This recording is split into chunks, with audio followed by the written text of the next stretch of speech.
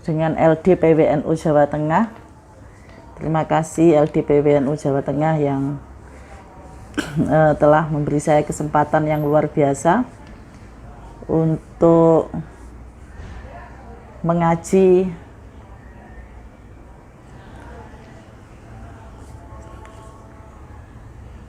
kitab Mausu'ah Aisyah Ummul Mukminin.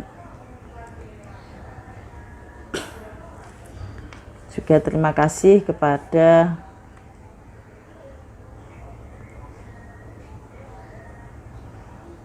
panjenengan semua yang ikut mengaji ini, yang bersama-sama kita bareng-bareng mengisi kegiatan positif di bulan Ramadan ini dengan kita mendalami kisah Sayyidah Aisyah. Ya. Dan juga terima kasih kepada para santri Pondok Pesantren Hasyim Asy'ari Bang Sri Jepara yang juga setiap pagi setia di depan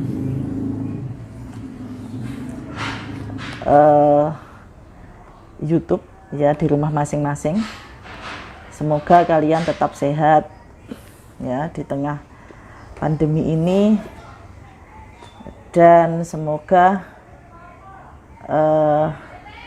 keberadaan kalian di keluarga ini semakin mempererat tali kekeluargaan ya dengan keluarga kalian semua. Ila hadratin Nabi Mustafa Muhammadin sallallahu alaihi wasallam. Ila hadratin Sayyidah Khadijah Sayyidah Aisyah Sayyidah Sayyidah Fatimah. Al-Fatihah. A'udzu billahi minasyaitonir rajim. Bismillahirrahmanirrahim. Alhamdulillahi rabbil alamin. Arrahmanir rahim. Maliki yaumiddin. Iyyaka na'budu wa iyyaka nasta'in. Ihdinas siratal mustaqim. Siratal ladzina an'amta 'alaihim ghairil maghdubi 'alaihim waladdallin. Amin.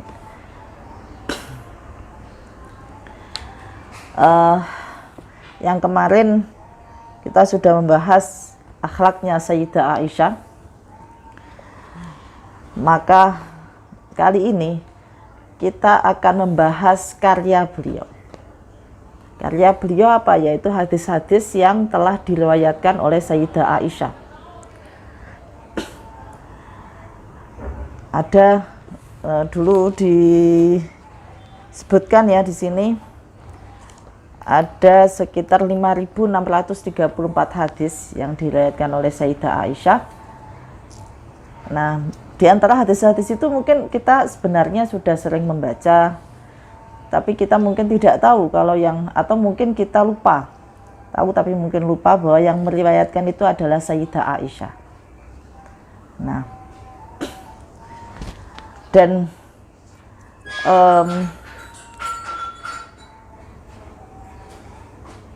saya sendiri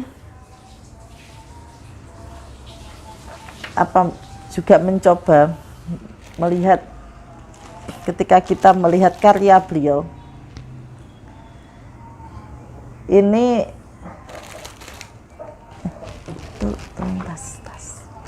tasku. Ini tidak sekedar kemudian membaca, tapi saya mencoba juga bagaimana model-model hadis yang diriwayatkan oleh beliau ini. Nah, disitulah saya menemukan beberapa yang menarik gitu tentang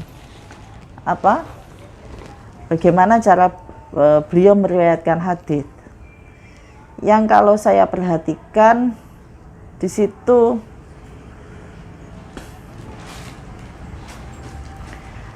ketika misalnya hampir selalu terjadi dialog di dalam hadis yang diriwayatkan oleh Sayyidah Aisyah. Maksudnya dialog itu begini, ketika misalnya hadis itu menceritakan Nabi ngendikan sesuatu. Nah, Sayyidah Aisyah itu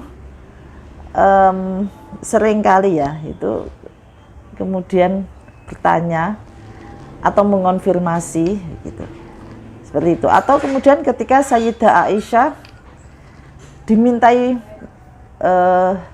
ada sahabat yang lain misalnya bertanya kepada Sayyidah Aisyah, itu juga yang saya lihat tidak jarang Sayyidah Aisyah itu bertanya kembali gitu, atau bertanya yang sifatnya seperti retoris gitu kepada orang yang bertanya tersebut. Nah, dari sini sebenarnya menunjukkan kecerdasan beliau ya.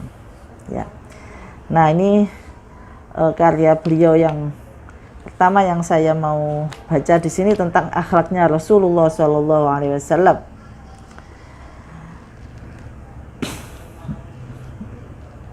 Fa'an Aisyah radhiyallahu anha qalat, saking Aisyah radhiyallahu anha qalat, qala Rasulullah Shallallahu Alaihi Wasallam, Rasulullah Shallallahu Alaihi Wasallam bersabda, qala li Jibril, Rasulullah bersabda, Jibril telah berkata kepadaku, qallabtul arda masyariqaha wa magharibaha. Qallabtu us ngubah sapa ingsun, membalikkan sapa ingsun. Membalikkan, saya sudah membolak-balikkan kira gitu. Al-ardo bumi, saya sudah membolak-balikkan bumi, al-ardo ing bumi. Masyariqaha yaitu di tempat terbitnya ard ya. Wa magharibaha dan juga di tempat terbenamnya ard. Falam ajid, maka saya tidak pernah menemukan rojulan, seseorang pun, jadi tidak pernah menemukan seorang pun afdhala min Muhammadin, seorang yang lebih mulia dari Nabi Muhammad. Wa qallabtul arda masyariqaha wa magharibaha falam ajid bani abin afdhala min bani Hashim. Begitu juga aku sudah membolak-balikkan bumi, baik di tempat munculnya bumi itu atau tempat tenggelamnya bumi itu pun saya tidak pernah menemukan keturunan yang lebih mulia dari keturunan Bani Hashim. Kita tahu Nabi Muhammad itu adalah termasuk keturunan Bani Hashim. Rawahul Hakimu wal Baihaqi. Nah, ini pengakuan Jibril yang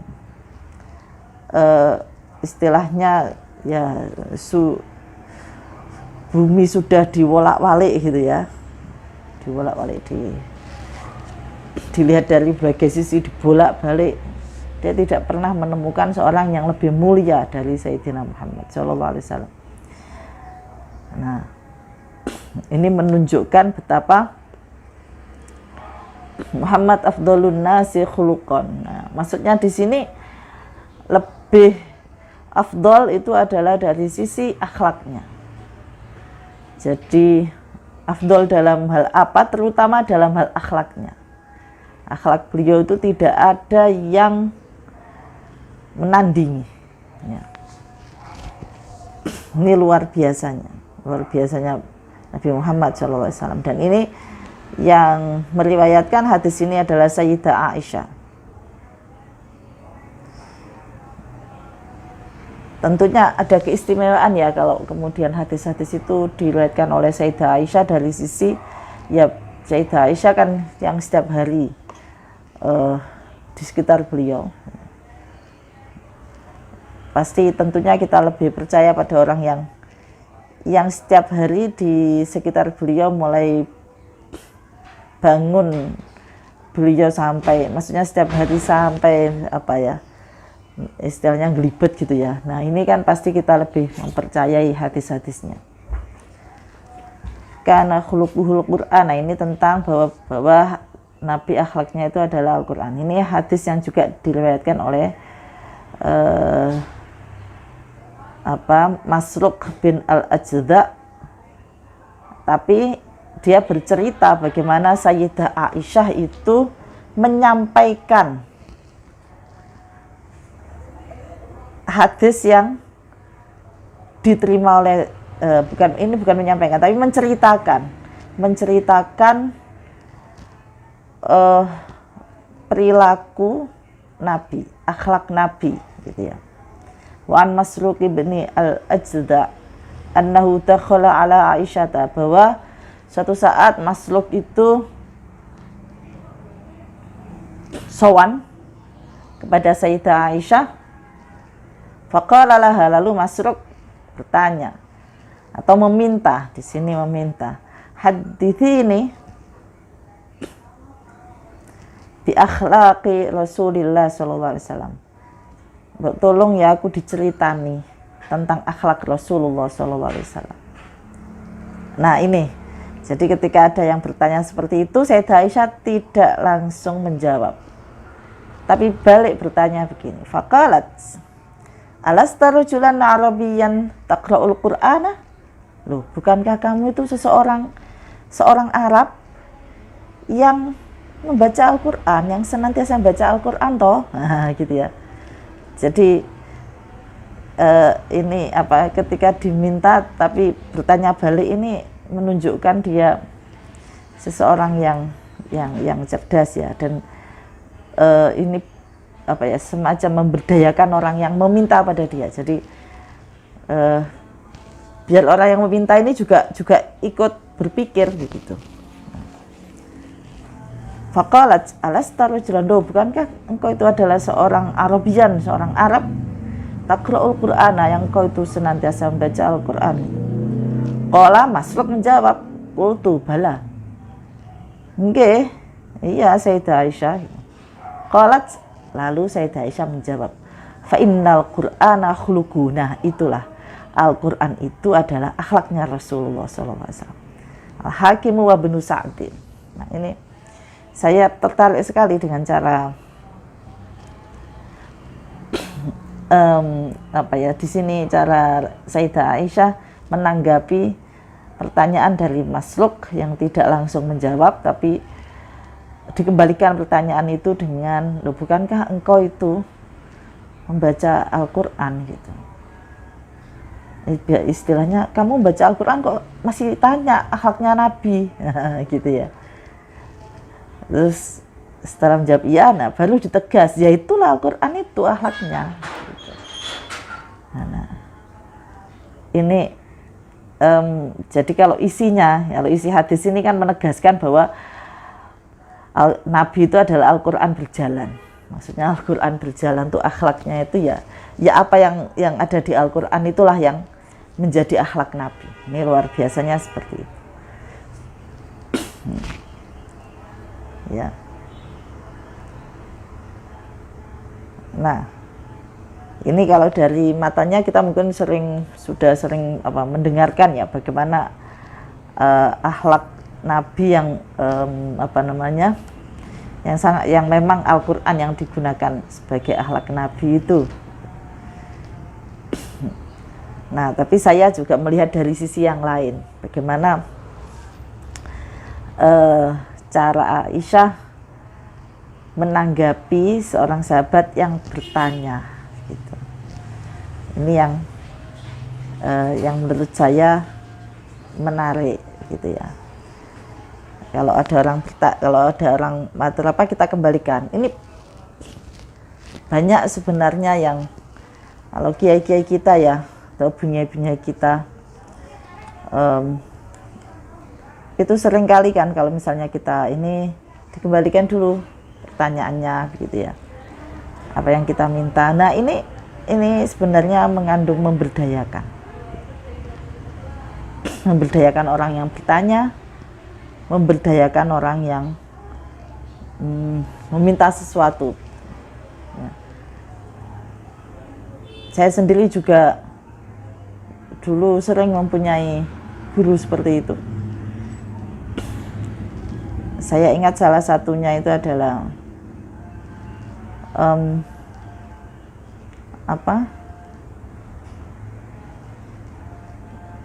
Pak Kiai Hasbullah Abdus Syakur itu ya.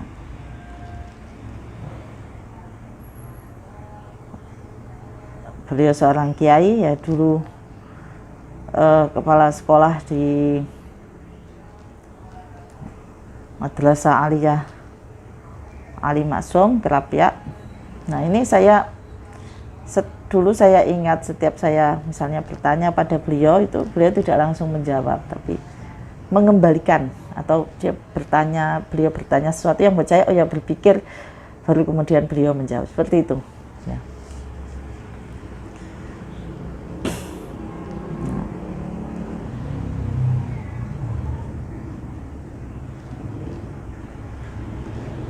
Sama dengan ini ya. Ini ada satu lagi hadis ini. Wa an Sa'd bin Hisham bin Amir. Hadis saking Sa'd bin Hisham bin Amir. Ataitu Aisyah radhiyallahu anha. Aku sowan kepada Sayyidah Aisyah radhiyallahu anha. Jadi ya biasa ya sowan. Maksudnya gini, seorang sahabat laki-laki sowan kepada ibaratnya seorang ulama perempuan kira-kira begitu ya, atau bunyai gitu. Ini sesuatu yang bukan merendahkan diri laki-laki itu. Dan itu sebenarnya juga banyak contohnya ya. Misalnya dulu ada seorang sufi Wakilah itu termasuk waliullah, yaitu Rabi'ah al-Adawiyah misalnya, banyak gitu ya yang sowan dari ulama-ulama besar laki-laki.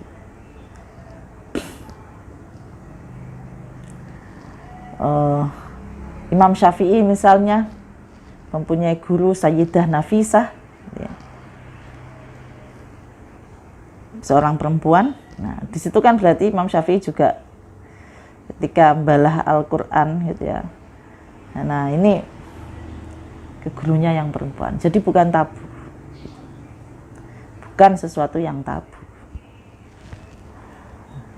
Nah, dan jangan kemudian, karena bukan apa-apa ya, saya hanya ada fenomena Padang itu ya tidak semua, tapi saya melihat misalnya ada laki-laki yang ketika yang berdoa itu seorang bunyai, padahal ya bunyai ini sangat terkenal karismatik beliau yang disepuhkan gitu. Itu yang laki-laki nggak mau ikut angkat tangan untuk mengamini. Saya itu merasa agak ya saya nggak tahu alasannya, tapi bagi saya dia di dalam forum yang sama, kenapa begitu? Dan pernah itu tercetus memang yang bertanya pada saya, gimana ini kok yang berdoa perempuan, bagaimana yang laki? Loh, ya nggak apa-apa. Gitu. Ya. Wong Nabi Zakaria saja pernah minta doa kepada Siti Maryam. Ya. Diajari berdoa. Nah, ini saya kok sampai ke sana, ini maksudnya saya menceritakan bagaimana konteks ya. Kita melihat hadis itu, coba kita juga mencoba masuk ke dalam bagaimana ketika suasana itu terjadi gitu ya. Nah, ini sehingga dengan begitu kita akan tumbuh kesadaran kritis gitu. Maksudnya kesadaran kritis terhadap bagaimana Islam ini justru sangat menghargai perempuan gitu. Ya. Nah, ini ataitu Aisyah radhiyallahu anha. Aku sowan terhadap Sayyidah Aisyah radhiyallahu anha, faqultu, lalu aku matur, ya ummul mukminin, wahai ummul mukminin, akhbirni bi khuluqi Rasulillah sallallahu alaihi wasallam. Tolong dong aku diceritani tentang akhlak Rasulullah sallallahu alaihi wasallam. Qalat, pertama jawab, kana khuluquhul Qur'an. Akhlak Nabi itu ya Al-Qur'an. Nah, kemudian yang selanjutnya bertanya, maksudnya ya pertanyaan yang retoris ya gitu. Ama taqra'u fil Qur'an qala Allah azza wa jalla. Bukankah engkau pernah membaca gitu ya dalam Al-Qur'an firman Allah, wa innaka la'ala khuluqin azim. Firman Allah, wa innaka la'ala khuluqin azim, dan sesungguhnya engkau Muhammad la'ala khuluqin azim itu adalah senantiasa atau engkau mempunyai akhlak yang sangat mulia. Nah, ini tadi setelah menjawab ya akhlaknya Quran, tetap Sayyidah Aisyah itu mencoba memberdayakan orang yang bertanya tadi dengan pertanyaan, loh bukankah engkau saat sudah pernah membaca atau dalam Al-Quran wa innaka la'ala khuluqin azim. Nah ini yang menariknya ya, jadi tidak sekedar karena khuluqul Quran titik, tidak, tapi loh karena tahu saat ini ya pastilah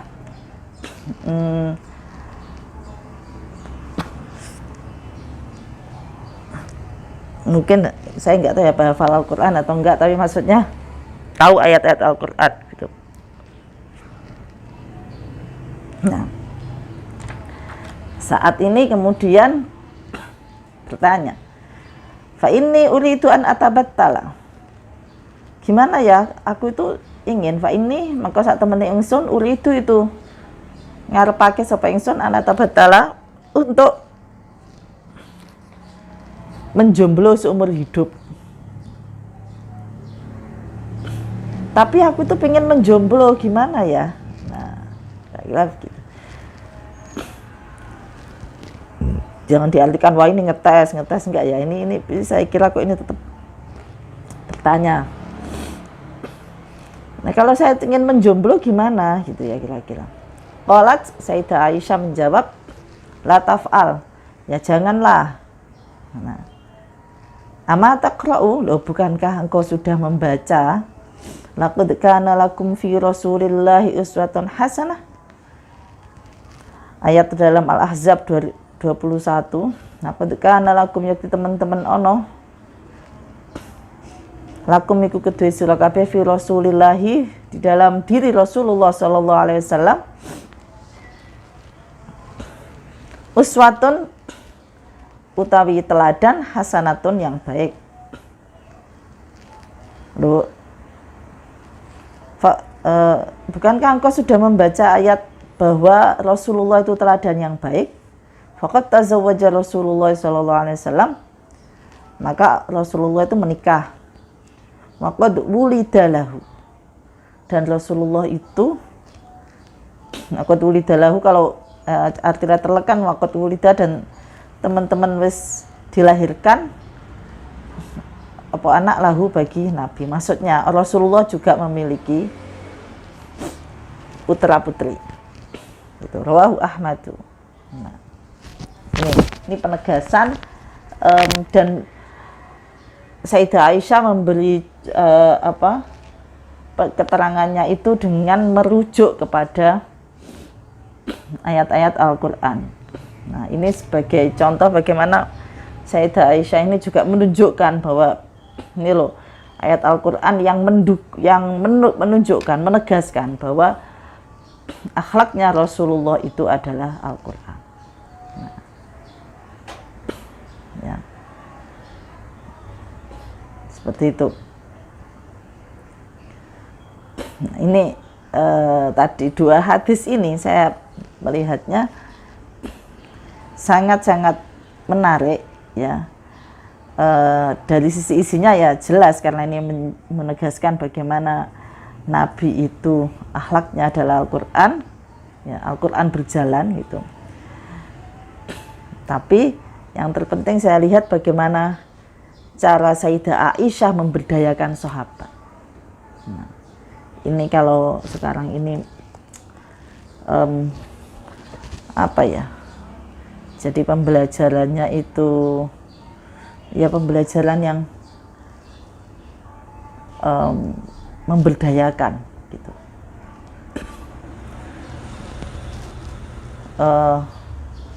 menumbuhkan rasa ingin tahu pada yang sedang belajar, pada muridnya misalnya, pada santrinya misalnya gitu.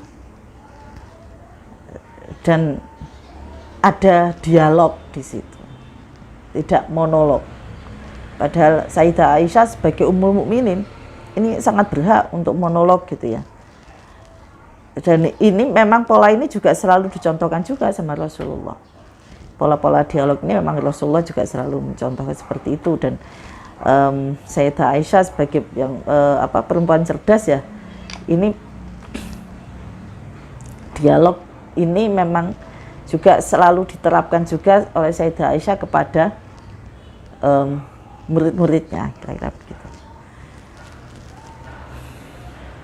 Nah,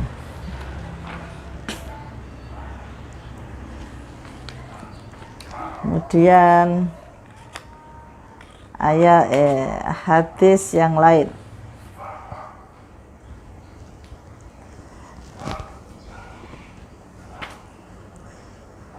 Ya itu tentang ini wa an Urwah dari hadis dari Urwah an Aisyah, dari Sayyidah Aisyah radhiyallahu anha qalat, Sayyidah Aisyah berkata, menceritakan ya, innakum tas'aluna an khuluqi nabiyyukum sallallahu alaihi wasallam. Kalian semua para sahabat bertanya tentang akhlaknya nabi kalian. Wa khuluquhul Qur'anu. Akhlaknya nabi itu Al-Qur'an. Wa Rasulullah sallallahu alaihi wasallam yabitu yusalli wa yanamu wa yasumu wa yuftiru wa ya'ti ahlahu. Rasulullah itu karena akhlaknya Al-Quran, maka beliau menjalaninya. Beliau itu juga berdiam diri, sholat gitu, tapi juga tidur, tapi juga ya puasa, tapi juga tidak ngebleng puasanya, tetap juga berbuka. Dan wayati ahlahu juga bertanggung jawab pada istrinya, gitu ya, pada keluarganya.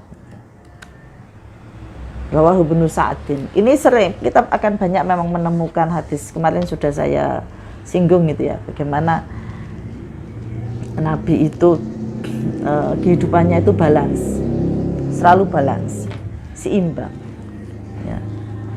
Seimbang antara ibadah pada Allah, juga bagaimana beliau memperhatikan hak tubuhnya, hak keluarganya ya. Nah, ini diperhatikan. Nah, sehingga mungkin terus saya kira sebagaimana dalam Al-Qur'an ada ya, wabtaghi fima ataqallahu daral akhirata wa la tansa nasibaka minad dunya. Nah, jadi beliau tidak kemudian di masjid terus, anak istrinya ditinggal, tidak gitu ya. Tapi juga sholat terus misalnya, tidak tidur juga tidak. Jadi beliau ya seimbang itu hidupnya. Nah.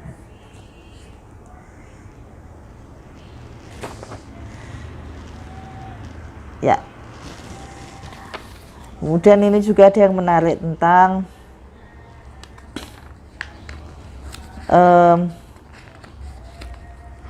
apa yang diceritakan Sayyidah Aisyah tentang akhlak Nabi, yang ini berkaitan dengan apa yang saya terangkan kemarin ya, bagaimana Nabi tawadhu itu salah satu sikap yang ditunjukkan adalah menghargai orang lain. Nah ini wa an Urwata an Aisyah radhiyallahu anha, Urwah menceritakan dari Sayyidah Aisyah qalat, Sayyidah Aisyah cerita, Ja'at Fatimah ilan Nabi sallallahu alaihi wasallam. Fatimah itu pernah sowan pada Nabi. Faqala laha, Fatimah ini putrinya Nabi loh ya. Faqala laha marhaban ya benati, selamat datang wahai putriku. Maksudnya beliau itu inilah ketawaduan beliau yang luar biasa gitu ya. Tentunya kalau kita ya ini kita perlu meniru meskipun sulit gitu ya. Ini putri beliau yang datang sowan disambut marhaban ya benati. Ketika dalam tradisi Arab gitu ya, marhaban ya benati itu menyambut dengan berdiri gitu. Tidak anakku, tidak begitu. Tidak sambil duduk terus anakku, tidak. Tapi ketika marhaban ya benati itu ya biasanya ya dalam budaya Arab tuh berdiri kemudian menyambut marhaban ya benati gitu. Dengan menyambut dengan berdiri gitu. Itu putrinya. Nah, ini pendidikan anak yang luar biasa ya, pendidikan orang tua yang luar biasa. Maksudnya ini salah satu parenting education gitu, pendidikan keorangtuaan yang berasal dari akhlak Rasulullah. Ini salah satunya ini saya kira. Bagaimana anaknya ini disambut dengan luar biasa. Karena kadang biasanya kita menyambut itu kepada yang biasanya yang lebih di atas kita. Anak menyambut orang tuanya kan begitu ya, biasanya kan begitu ya. Adik menyambut kakaknya misalnya begitu. Nah ini tidak, orang tua menyambut putrinya ya, menyambut kedatangan dengan marhaban ya benati. Dalam tradisi Arab kalau kita dimarhabani maksudnya disambut dengan marhaban ya benati itu kita akan sangat-sangat merasa tersanjung. Nah, ini bukan judul sinetron. Ya maksudnya bombong. Bahasa Jawa itu bombong. Mongkok ya. Waduh, gitu ya. Aku dimarhabani ya, itu luar biasa rasanya, hati kita itu begitu. Nah. Wajaat Ummu Hani. Dan juga kalau Ummu Hani itu sowan pada beliau, faqala lahan Nabi sallallahu alaihi wasallam marhaban bi Ummi Hani. Jadi marhaban bi benati, ini marhaban bi Ummi Hani. Ya, marhaban ahlan wa sahlan, marhaban bikum biasanya gitu ya. Ini marhaban bi Ummi Hani. Rawahul Bukhari. Ummu Hani itu sepupu Rasulullah, saudaranya Sayyidina Ali, putrinya Abu Thalib. Menurut ada satu hadis dari Abu Hurairah yang menceritakan Ummu Hani ini pernah menolak lamaran Rasulullah. Kalau hadis yang saya temukan di Abu Hurairah itu menolak lamarannya ketika Ummu Hani sudah menjadi janda, bercerai dengan suaminya dan menjadi janda, ya punya putra putri bapak ya. Nah, julukan beliau itu Hindun, waduh, bukan saya, maksudnya Ummu Hani itu. Nah, beliau saat itu Nabi berniat menikah dengan Ummu Hani ya, tapi Ummu Hani menolaknya ya. Aku tuh sudah tua Nabi dan aku punya keluarga gitu. Ya, Nabi tidak merasa tersinggung ditolak, justru malah memuji Ummu Hani gitu. Menghormati dan bahkan memuji Ummu Hani. Nah, ini juga ini juga satu pembelajaran juga bagi kita ya. Jadi memang apa yang selalu ini sama Rasulullah itu dilakukan oleh Rasulullah maupun yang dialami oleh Rasulullah. Saya kira dengan penolakan ini jangan dianggap bahwa wah harga diri laki-laki runtuh, tidak. Atau harga diri seorang Rasulullah ditolak. Jadi ini tidak gitu. Justru ini saya melihat sisi positifnya. Rasulullah ingin memberikan pelajaran tidak kemudian perempuan ini harus menerima semua lamaran, atau ketika dilamar misalnya apalagi yang pertama kali atau bagaimana, tidak harus menerima, bahwa perempuan ini punya hak untuk menolak lamaran gitu, punya hak gitu ya. Bahkan melamar saja punya hak, seperti yang dilakukan oleh Sayyidah Khadijah itu. Nah, jadi ini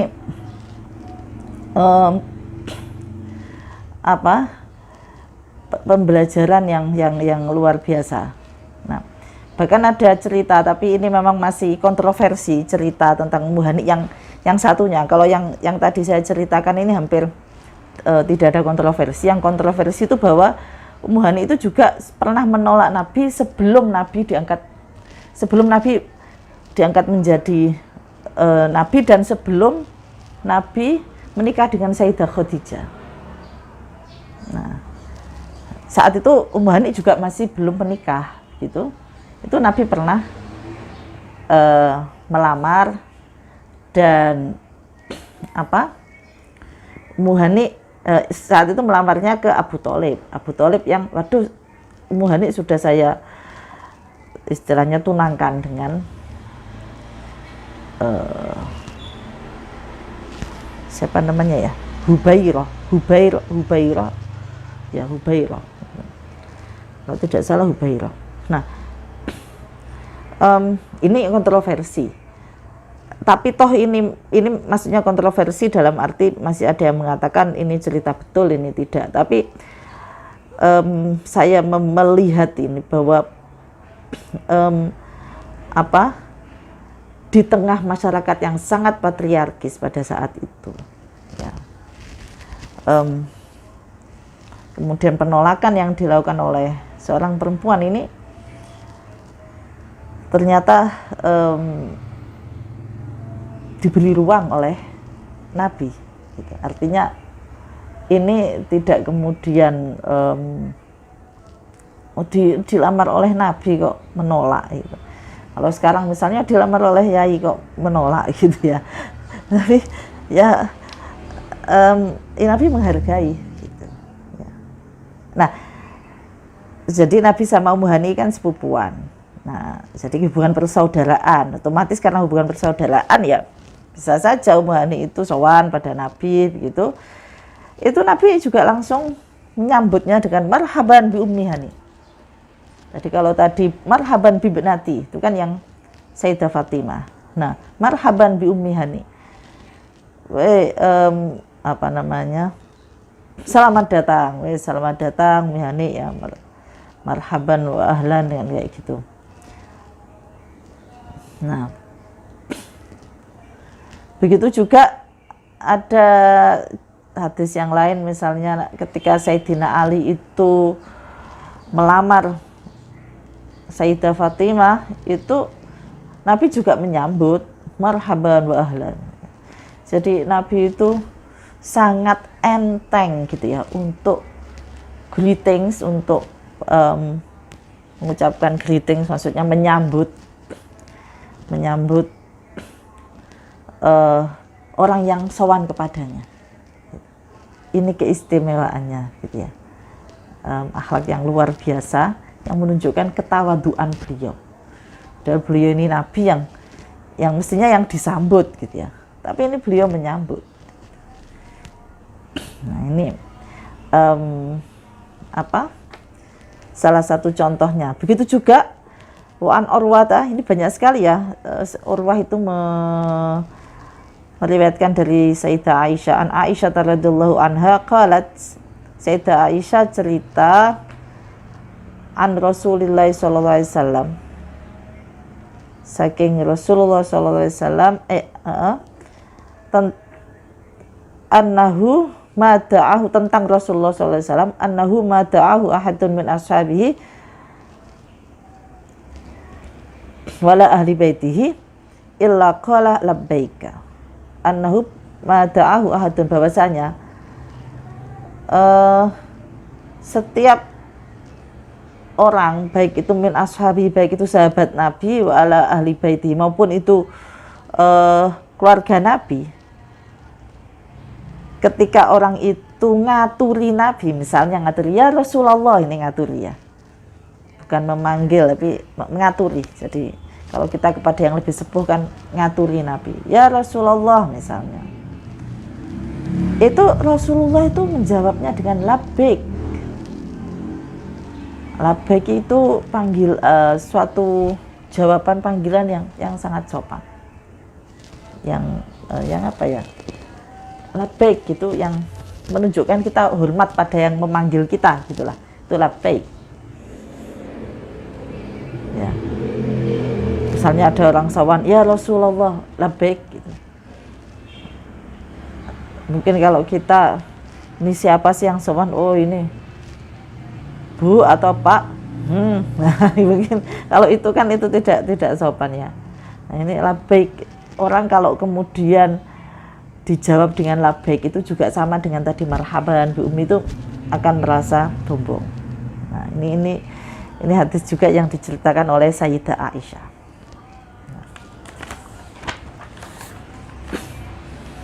Ya, yang menunjukkan tadi ketawaduan beliau. Nah, ini ada lagi bagaimana akhlak Rasulullah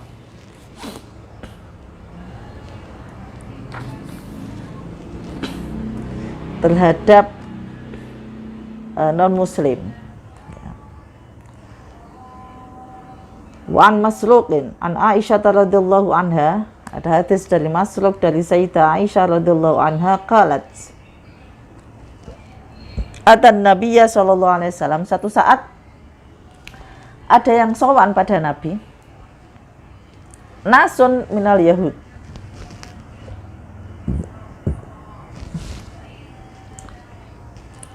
sekelompok orang Yahudi, faqalu assalamu alayka ya Abul Qasim. Nah, ini orang Yahudi yang tidak beriman ya, karena juga ada orang Yahudi yang tetap yang kemudian beriman pada Rasulullah. Nah, ini yang tidak beriman. Nah, mereka ini sowan terus tidak bukan mengucapkan salam tapi umpatan, assalamu alayka ya Abul Qasim, celakalah engkau wahai Abul Qasim. Qasim itu kan putra beliau yang pertama, sehingga orang Arab itu biasa ada kunyah gitu, panggilan yang disandarkan pada nama putra atau putrinya gitu. Nah, sehingga karena putra pertama beliau bernama Qasim, maka dipanggil dengan Bapak Qasim gitu, ya Abul Qasim gitu. Nah, Nabi menjawab, faqala wa alaikum, ya podo, sama-sama gitu ya. Kalau misalnya di ini kan assalamu alayka ya Abul Qasim, celakalah engkau Abul Qasim, Nabi menjawabnya sama-sama, wa alaikum, ya podo, podo-podo kan gitu ya kira-kira. Qalat Aisyah tuh, wah, Sayyidah Aisyah nggak terima gitu. Fakultu, saat itu langsung saya jawab, waalaikumsalam wadzab. Jadi ditambahi, kamu celaka dan juga kamu itu apa ya, ya pokoknya ahli yang celaka sekali gitu kira-kira begitu. Jadi tidak cukup waalaikumsalam, tadi kan assalamu alayka, Nabi jawabnya waalaikum titik. Tapi Sayyidah Aisyah enggak terima, jawab waalaikumsalam wadzam, super celakalah kalian gitu. Terus ditegur oleh Rasulullah. Faqala Rasulullah sallallahu alaihi wasallam, kemudian Rasulullah sallallahu alaihi wasallam mengingatkan, ya Aisyah, la takuni fahishatan. Jangan menjadi orang yang jelek gitu, ya malah mengumpat gitu. Innallaha azza wa jalla la yuhibbul fusha wat tafahhusha. Allah itu enggak suka perbuatan keji, wala tafahhusha juga yang keji, tafahus juga bisa berarti yang apa ya, umpatan-umpatan gitu. Sayyidah Aisyah kemudian masih Nah ini dulu sudah saya pernah saya terangkan ya, Sayyidah Aisyah tuh selalu apa ya, selalu bertanya lagi, mengonfirmasi lagi ketika dianggap kok begitu sih gitu. Nah ini Sayyidah Aisyah itu tanya lagi, ini karena kritisnya beliau ya, yang menunjukkan ketajaman intelektualitas beliau. Fakultu ya Rasulullah, wahai Rasul, ama sami'ta ma qalu, lo jenengan lah yo mendengarkan ucapan mereka assalamu alaika gitu.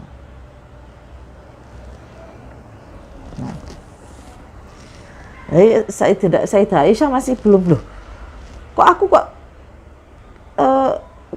kan sudah sewajarnya mereka mengatakan assalamu alaika, saya jawab waalaikumsalam wadam. Mereka yang memulai, kira-kira mereka yang memulai kok ya, dan apa memulainya itu mengolok-olok Nabi ya, saya jawab yang istilahnya setimpal gitu kira-kira, bahkan melebihi gitu ya. Terus Nabi menjawab, qala alaysa qad radadtu alaihimul ladzi qalu, bukankah tadi aku sudah menjawab, radadtu alaihim, jawab mengembalikan sapa ingsun alaihim kepada nas tadi, alladzi qalu, yang mengucapkan tadi, yang mengucapkan assalamualaikum, dan aku sudah menjawab alaikum. Tadi kan aku sudah menjawab wa alaikum. Qala lalu fanazalat hadhil ayah, dan turunlah ayah wa idza ja'uka hayyaka bima lam yuhayyika billahu laula yukadzibunallahu laula yu'adzibunallahu bima naqul. Dan ketika mereka mendatangimu dengan apa namanya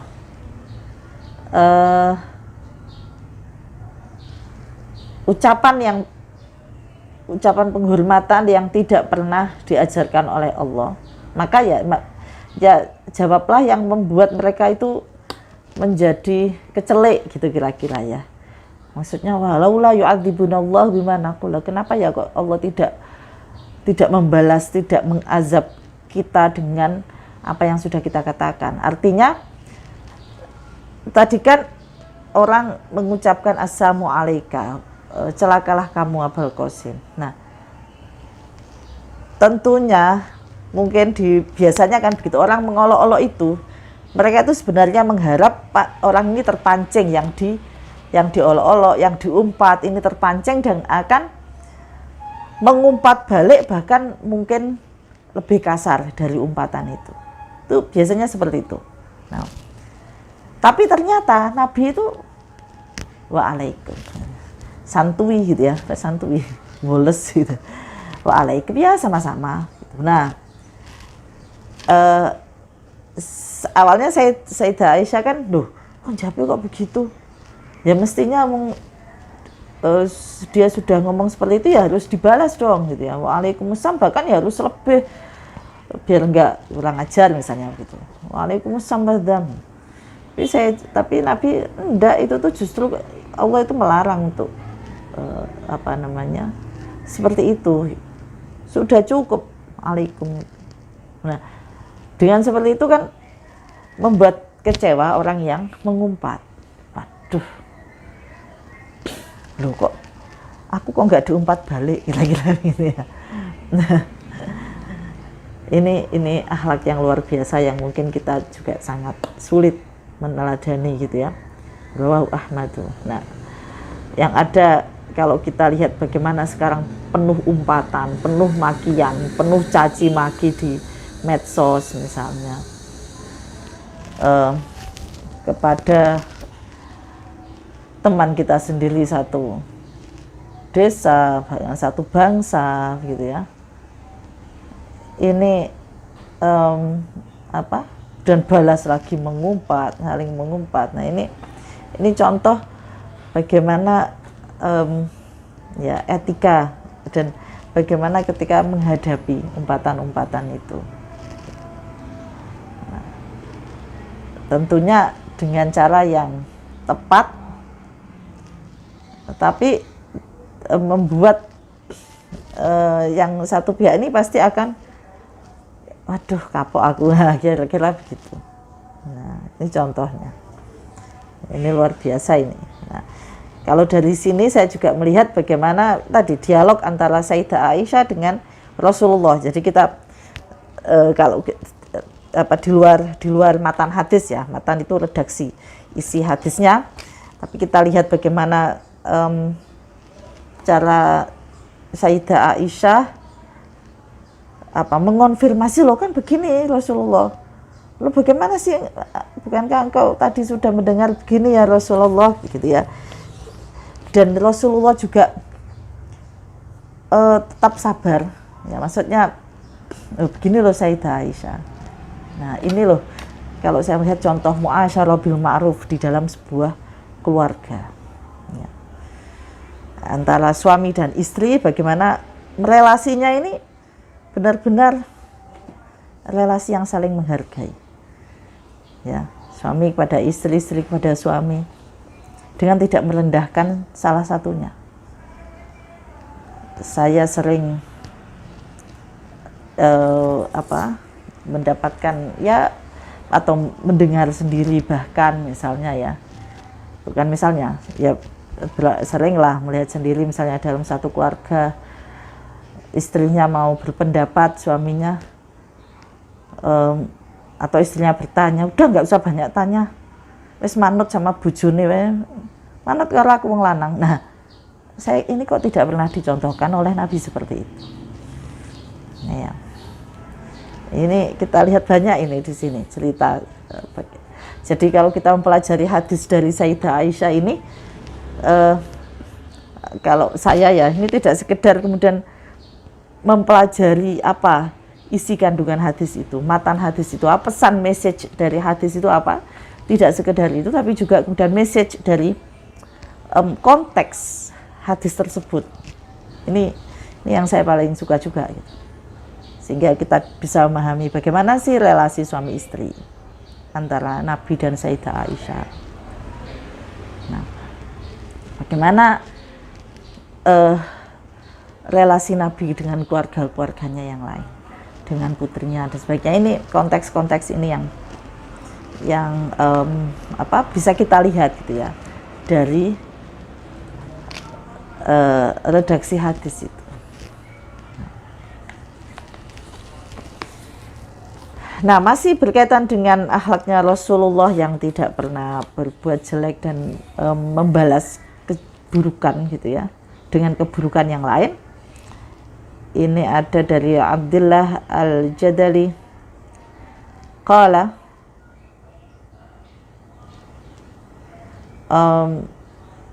Abdullah matur berkata, qultu li Aisyata, qultu matur sapa ingsun, aku matur li Aisyata kepada Sayyidah Aisyah, kaifa kana, kaya apa no ya, khuluqur Rasulillah sallallahu alaihi wasallam fi ahli, bagaimana sih akhlak Rasulullah di keluarganya. Qalat kana ahsanan nasi khuluqan, Sayyidah Aisyah menjawab, Nabi itu paling baik akhlaknya di antara seluruh manusia. Kan ahsanan nasi khuluqan, lam yakun fahishan wala mutafahishan. Rasulullah tidak pernah mengumpat, tidak pernah berbuat baik, berbuat jelek, maaf, tidak pernah berbuat jelek, tidak pernah berbuat keji, ya, juga tidak pernah berbuat keji apapun dalam bentuk apapun. Wala sakhoban, sakhoban itu sakhoban, bengok, bersuara keras dalam arti yang mengandung arogansi gitu ya, atau bengok-bengok gitu, bil aswaqi, di pasar-pasar. Maksudnya beliau biasanya kalau di pasar itu kan orang saling berteriak menawarkan dagangan atau apa gitu ya, yang dengan teriakan itu menunjukkan superioritas, kira-kira begitu. Jadi bukan dalam arti bersuara keras ketika misalnya mengajar untuk agar orang lain mendengar, itu lain lagi ya. Tapi ini bersuara keras yang menunjukkan arogansi, menunjukkan superioritas beliau di antara orang lain, ini tidak pernah gitu. Wala yajzi bisayyi'ati mithliha, dan juga tidak pernah Nabi itu membalas kejelekan. Ya. Tidak pernah membalas kejelekan orang itu. Orang berbuat jelek tadi, contoh sudah ada tadi, assalamualaikum. Walakin ya'fu wa yasfahu. Tapi Nabi itu selalu memaafkan. Rawahu Ahmad. Nah, pokoknya dalam Al-Quran itu ya sifat Nabi yang sangat lembut ini ada dalam Al-Quran Ali Imran 159 itu kan, walau kunta faddan ghalidhal qalbi lam faddu min haulik. Seandainya engkau Muhammad itu orang yang kasar, atineatos, keras, orang-orang di sekitarmu itu ya pasti akan lari tunggang langgang, gak akan mau mengikuti kamu gitu ya. Wong kasar kok diikuti gitu. Keras kok diikuti. Jadi Nabi itu sosok yang lembut, yang teduh. Kemarin saya contohkan, saya jelaskan, Nabi itu membuat nyaman orang yang di sekitarnya, menebarkan perdamaian, kesejukan ya. Nah, karena apa? Ya itulah sosok pemimpin ya seperti itu. Sosok Nabi ya seperti itu. Gitu. Yang membuat nyaman orang di sekelilingnya. Nah, Al-Quran sudah menjelaskan, nah, kalau kamu orangnya kasar, suka mencaci, suka memaki, ghalidhul qalbi, dan hanya pokoknya gitu, tidak menerima dialog gitu ya, tidak, atau anti kritik misalnya, kira-kira begitu ya, tidak mau ya, pokoknya hatinya keras gitu ya, mereka itu nggak akan mau mengikuti kamu. Langfaddu min haulik, ya, akan bubar semua gitu ya. Ambiar semua gitu ya. Nah, ini contoh hadis bagaimana akhlak Nabi ini adalah Al-Quran ya, dan Nabi adalah orang yang paling bagus akhlaknya ya. Dan kita lihat bagaimana Nabi memperlakukan bahkan orang yang sudah menghina beliau itu, bagaimana Nabi tetap memperlakukannya dengan baik gitu. Ketawaduan beliau seperti apa. Nah, ini yang perlu menjadi teladan kita gitu. Nabi tidak pernah menunjukkan arogansinya, superioritasnya. Nih aku Nabi nih, jangan macam-macam ya engkau ya, wani-wani. Kata nak sekarang apa lu gitu ya. Nah, ini tidak pernah begitu, sehingga semua orang merasa dekat dengan Nabi, semua orang merasa terayomi, terlindungi ya, merasa wah enak ya, nyaman gitu. Nah, inilah sosok Nabi. Nah, ini beberapa contoh ya hadis yang berkaitan, termasuk ada juga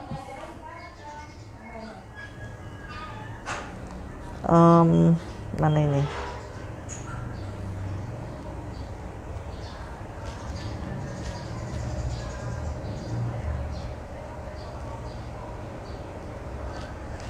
Aisyah juga pernah menceritakan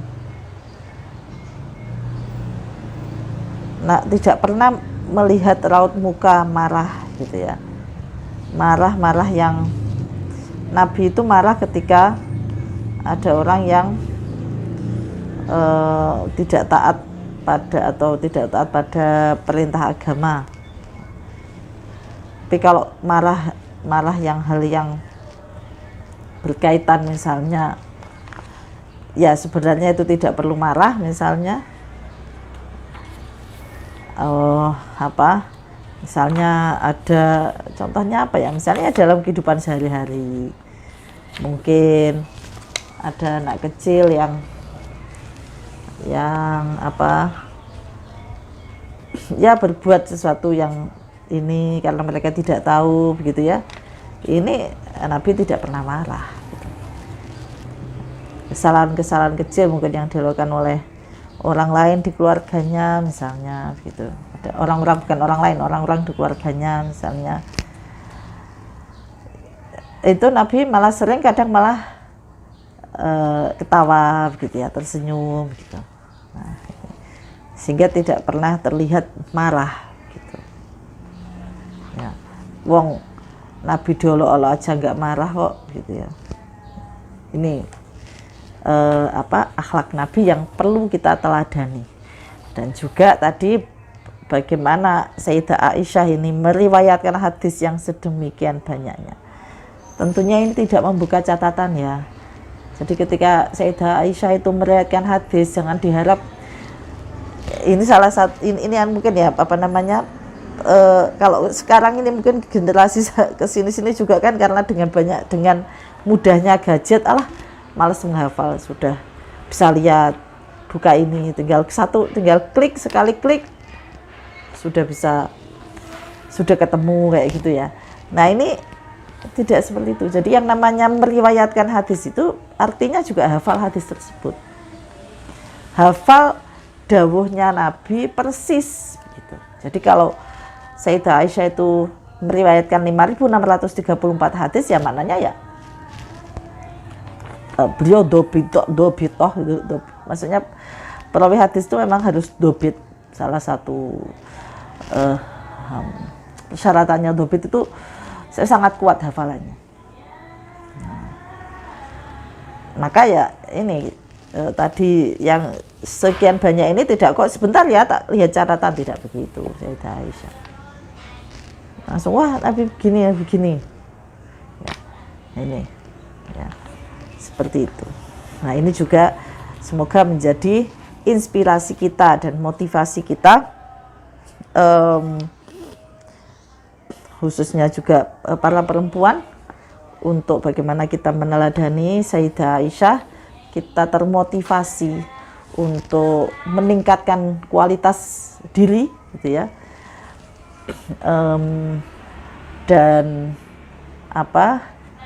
Dan juga ini mungkin juga pembelajaran bagi seluruh masyarakat bahwa bagaimana menghargai seseorang itu dari kapasitas, dari kualitasnya, bukan kemudian dilihat apakah dia laki-laki atau perempuan. Ini juga yang kita lihat dari bagaimana tadi ya dialog antara Rasulullah dan Sayyidah Aisyah itu menunjukkan seperti itu. Ya, wallahu a'lam bishawab.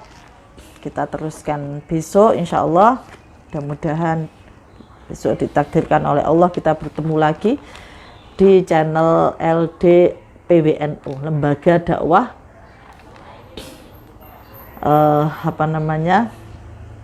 Pengurus Wilayah Nahdlatul Ulama Jawa Tengah. Mudah-mudahan apa yang kita baca hari ini bermanfaat bagi kita semua,